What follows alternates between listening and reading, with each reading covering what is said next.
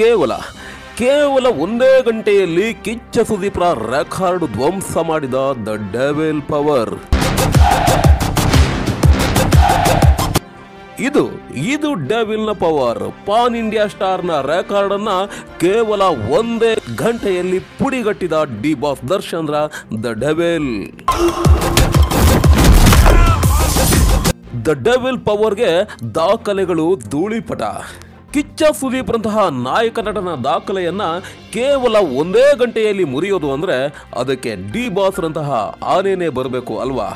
ಅಷ್ಟಕ್ಕೂ ಅಷ್ಟು ಸುಲಭವಾಗಿ ಕಿಚ್ಚ ಸುದೀಪ್ರ ಯಾವ ದಾಖಲೆ ಉಡಿಸಾಗಿದೆ ಹೇಳ್ತೀನಿ ಬನ್ನಿ ಸ್ನೇಹಿತರೆ. ದ ಪವರ್ ಆಫ್ ಡೆವಿಲ್ ಇಡೀ ಕರ್ನಾಟಕವನ್ನ ಸುಂಟರಗಾಳಿ ತರ ಆವರಿಸಿಬಿಟ್ಟಿದೆ.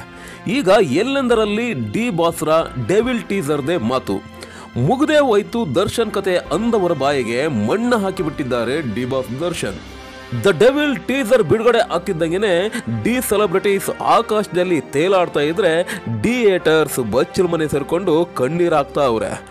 ಉರ್ಸೋದು ಸಹ ಒಂದು ಕಲೆ ಅಂದ್ರೆ ಡಿ ಬಾಸ್ ದರ್ಶನ್ ಮತ್ತು ಅವರ ಫ್ಯಾನ್ಸ್ ಆ ಕಲೆಯಲ್ಲಿ ದೊಡ್ಡ ಪಂಟರ್ಸ್ಗಳು ಅಲ್ವಾ? ಅದಿರ್ಲಿ, ಈಗ ದಾಖಲೆಗಳ ಓಡಿಸ್ ಬಗ್ಗೆ ಮಾತಾಡೋಣ ಬನ್ನಿ. D boss Darshan the devil Kiccha ಸುದೀಪ್ರ ಇತ್ತೀಚಿನ ಚಿತ್ರವೊಂದರ ದಾಖಲೆಯನ್ನ ಕೇವಲ ಒಂದು ಗಂಟೆಯಲ್ಲಿ ಡಮಾರ್ ಮಾಡಿದೆ. ಅದ್ಯಾವುದಂದ್ರೆ ದ ಡೆವಿಲ್ ಕಿಚ್ಚ ಸುದೀಪ್ರ ಮ್ಯಾಕ್ಸ್ ಚಿತ್ರದ ದಾಖಲೆಯನ್ನ ಒಡೆದು ಹಾಕಿದೆ. ಅದೇನಂದ್ರೆ ಮ್ಯಾಕ್ಸ್ ಚಿತ್ರದ ಟೀಸರ್ ರಿಲೀಸ್ ಆದ 6 ಗಂಟೆಯಲ್ಲಿ 100K ಲೈಕ್ಸ್ಗಳನ್ನು ಪಡೆದುಕೊಂಡಿತ್ತು.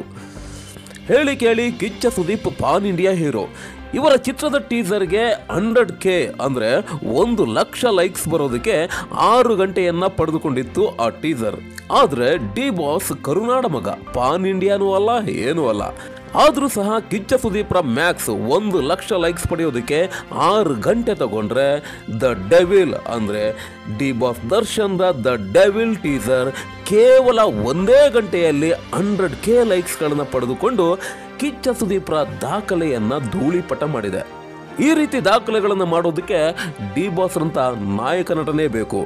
ಎನಿವೆ, ದ ಡೆವಿಲ್ ಟೀಸರ್ನ ಅಬ್ಬರ ಮುಂದುವರೆದಿದೆ. ಮುಂದೆ ಏನೇನಾಗುತ್ತೆ ಕಾದು ನೋಡೋಣ.